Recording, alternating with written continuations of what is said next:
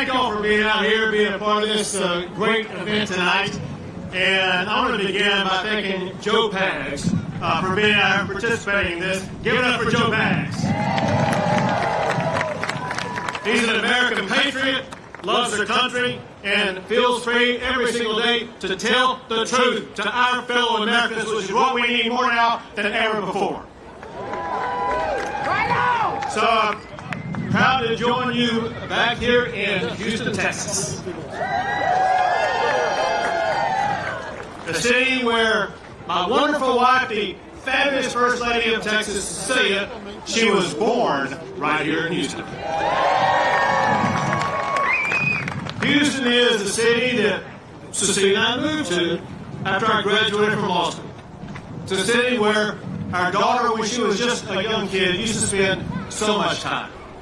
It also is a city where Cecilia and I frequented a restaurant nearby where we are, the original Ninfa's in Houston, Texas. And this is the place where I first ran for public office. We won Harris County then, and we are going to win Harris County again this election. So Houston has been a huge part of the tremendous Texas economic success. When I became governor, Texas had the 12th largest economy in the entire world. Well, that was great, but we're Texas, and 12th isn't really the best. And so we took office and we cut your taxes, we slashed regulations, and we attracted more businesses, added more jobs, and today, under my leadership, the Texas gross domestic product has increased to $2.7 trillion a year, making Texas now the 8th largest economy in the entire world. Nowhere but up, that's exactly right, because we ain't done yet, we're still going. So the Texas economy is larger than the economy of so many other countries. We're larger than the economy of Canada and Mexico, larger than the economies of Italy and Spain, and yes, the Texas economy is larger than the economy of Russia. So listen, since I've been governor, Texas has been ranked #1 in America for the most new jobs. #1 in America is the best state for doing business every year that I've been governor. #1 for business expansions and relocations. And #1 in areas that are kind of important to your everyday lives. Did you know that Texas ranks #1 for the most electricity generation? Things you need to use every single day in your homes. In fact, Texas generates more electricity than the second and third states combined. We're leaders in aerospace, leaders in artificial intelligence. The Texas economy is growing twice as fast as the United States economy. And more Texans have a job today, and their wages are higher than ever before in the history of Texas.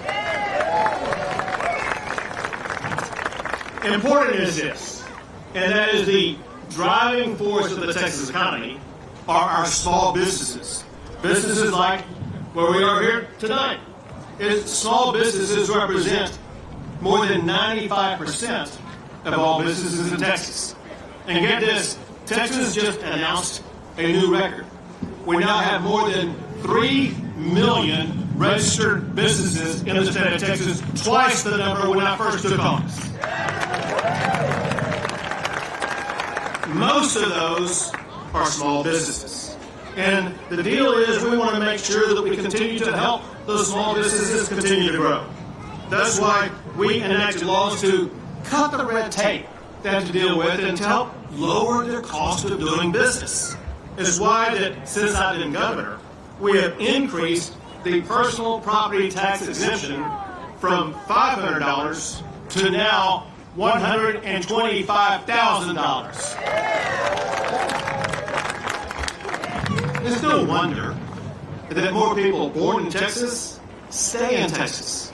And it's why More Americans are choosing to make Texas their new home than any other state in the country. The reason for this success is that Texas remains the land of opportunity. We remain a state that insists on the rule of law in our state. We believe in things like hard work, high expectations, and we value our faith, our families, and our freedom. And we are a bastion of common sense in a country that is reeling from far left progressive insanity. Texas is the common sense state in the United States. But Texas isn't just another state. We're your home, your heritage. Texas is the heartbeat of this land we call America. As Texans, we will defend this state with every fiber of our being. We will protect what we built. We will finish what we started. We will lead Texas into its glorious future. And that's why tonight I'm here to announce I am running for re-election as your governor for the great state of Texas.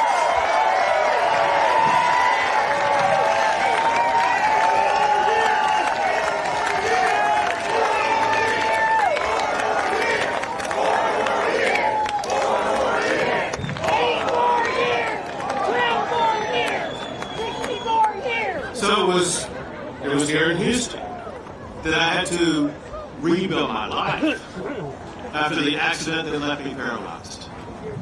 I learned that our lives don't have to be determined or defined by how we're challenged. Instead, we get to define our lives by how we respond to those challenges. It's a trademark resilience that we Texans have. And we saw that grit and resolve on display once again this past summer when Texans responded to the catastrophic floods in Central Texas. We will forever mourn the loss of every life, especially those precious little children. But when challenges arise, so do Texans. We saw neighbor helping neighbor.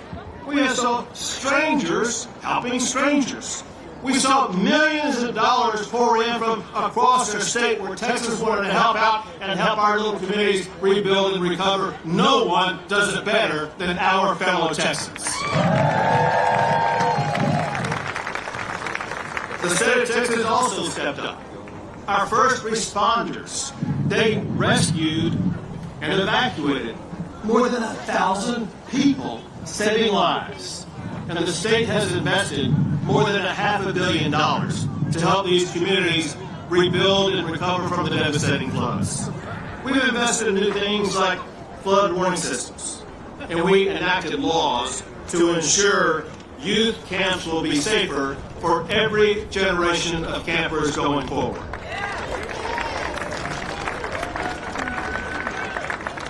In Texas, it's our families that matter the most.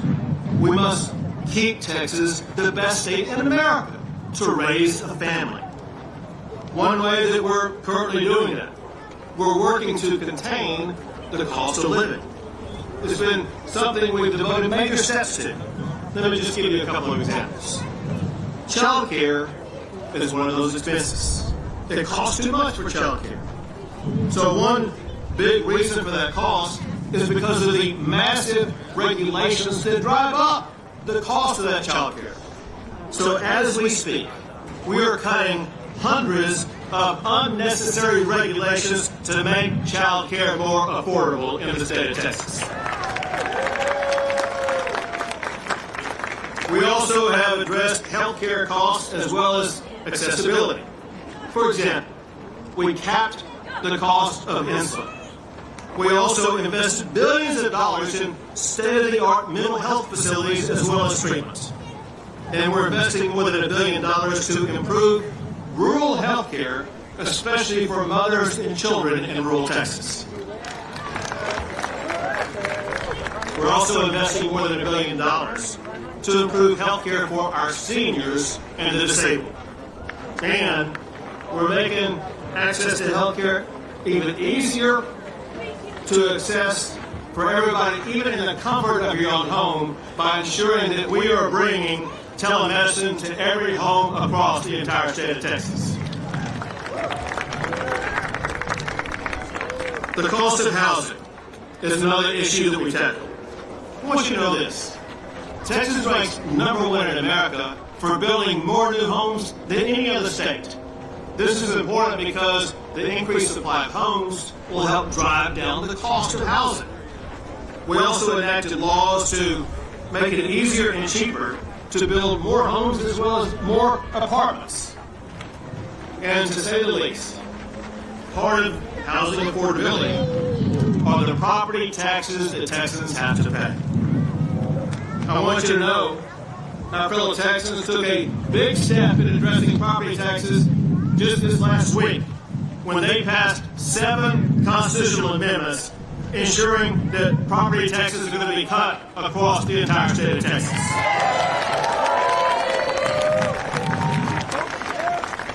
It lowers property taxes on every homestead, and more than half of all seniors in Texas will pay $0 on their school district property taxes. Taxes are going to be cut in all 254 of our counties across the state. But listen, let me be very clear about something. The state of Texas does not impose a property tax. It's only local governments that impose property taxes in Texas. Those local property taxes are being hiked by your local governments incessantly. It's time that we drive a stake through the heart of the ability of local property tax hikes in the future. I have 5 solutions for that. The first thing we got to do is stop all of the out-of-control spending that leads to higher property taxes. To do that, local governments must live within their means, just like you have to live within your means. Second, sometimes your property taxes increase, and you don't even have any say in it. That must change. To fix that, I want all property tax increases to be voted on and approved by 2/3 of the voters. Now, one thing I know all Texans agree upon, and that is your property taxes are too high. There's something we can do about that, and that's to provide you the ability to vote to roll back your property tax rates. I know you also believe that your property tax appraisals are too high, and they're skyrocketing every single year. To fix that, your appraisal should occur only once every 5 years, and your appraisal cap should be cut from 10% to just 3% a year. And the last thing along these lines is, listen, y'all just voted on 7 constitutional amendments about things like property taxes. It's time to add another one. Voters in Texas should have the ability to vote on a constitutional amendment abolishing the school district property tax in Texas. We are going to turn the tables on local taxing authorities and put the power with the people, and put out-of-control property taxes finished in the state of Texas. We transformed education to improve the education for every generation in Texas. Earlier this year, I signed the largest Day 1 school choice program in the history of the United States of America. This ensures that it empowers parents to choose the education pathway that is best for their child. But know this, school choice is not an end unto itself. It is a means to a larger end. Let me go back. Texas ranks #1 in so many ways. We're also #1 for oil and gas, number one for cattle and cotton, number one for space and semiconductors. Texas is number one in the country for the most Tier 1 research universities. The time has come for Texas to set its sights on another number one ranking. Texas must strive to rank number one in educating our children.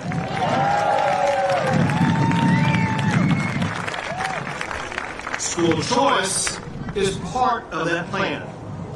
Choice equals competition, and competition will make all schools better. Public schools, private schools, charter schools, and homeschools. Education across the swath is going to improve. But we wanted to make sure that we equip our local public schools with the full capability to compete on that stage. And that's why I signed into law the largest funding increase ever for public schools in the state of Texas. Also, maybe the most important thing we have in our schools are our teachers. And we need to be able to attract and to retain the very best teachers. And that's why I signed into law the largest teacher pay raise ever in Texas, a $4 billion pay raise for our teachers. And to improve outcomes, we redoubled our efforts on core subjects like reading and writing, math and science. And we stopped the indoctrination of our kids in classrooms across our states. We banned DEI in our classrooms. And I signed a law saying no boys and girls sports in Texas.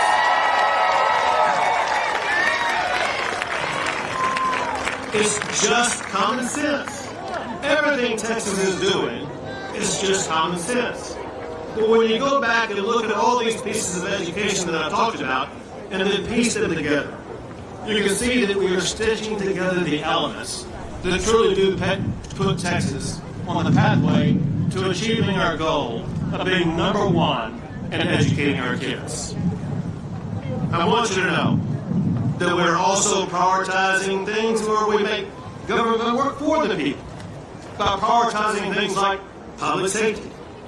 In Texas, we support our law enforcement officers, period.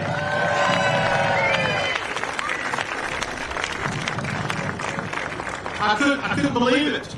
A couple of years ago, there were cities across the country, even cities in Texas, Austin, that were part of this defund the police movement. I said, not on my watch will I allow our law enforcement to be defunded. So I led the effort to get a law passed that I signed that will defund any city that defunds our police.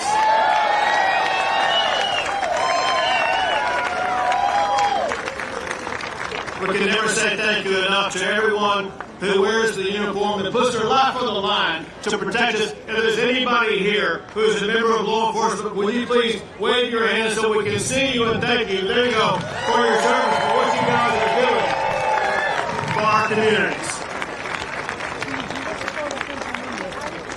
We also enacted laws that keep dangerous murderers and rapists where they belong, which is behind bars. And we deploy a strike force that ensures that we get repeat offenders off our streets. And know this, no state in the history of America has done as much as Texas has to stop illegal immigration and to secure our border. Texas is the only state in American history to build our own border wall. The only state to build border buoys and razor wire to deny illegal entry into our states. And we have National Guard and Department of Public Safety, to thousands of them, on the border, making arrests of people who enter illegally and seizing deadly fentanyl and getting it off our streets. Because of their efforts, we saw an 85% decline in illegal immigration, and we saw fentanyl deaths decrease by 40% over the past year. And I got to tell you, our efforts on the border have never been better because we finally have Border Patrol unleashed, able to fully do their job and enforce the immigration laws of the United States. I'm proud to say we are joined tonight by the President of the National Border Patrol Council, Paul Perez, and other members of our Border Patrol right back over here. Give it up for the Border Patrol.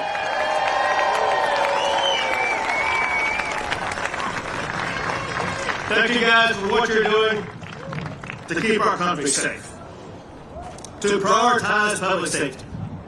We banned sanctuary cities in the state of Texas.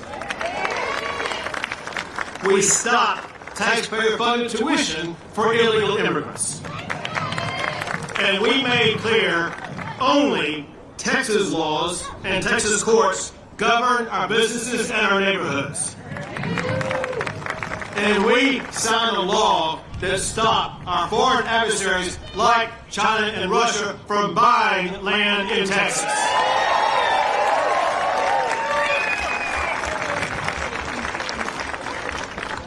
In places where Democrats rule, everything's backwards. Illegal immigrants stay in luxury hotels, while Americans have to struggle to pay their own rent. Rioters wave foreign flags while occupying streets, rampaging our businesses, all of it on the dime of the American taxpayer. Democrats support crazy policies like open border policies. They support schools indoctrinating and sexualizing our children. And they can't even say what a woman is. We need to understand, what we have in Texas is truly precious. But it can all be destroyed in one bad election. In one election, government can crash the economy, they can destroy your jobs, and they can increase your taxes. In one election, borders can be flung wide open and lawless criminals set free to face no consequences. All it takes is one election. And make no mistake, Democrats want that election to be this election. Billionaires like George Soros and his socialist cronies, they're already spending millions of dollars to take over Texas. But tonight, we have a message for those Democrats and their socialist backers. This is Texas.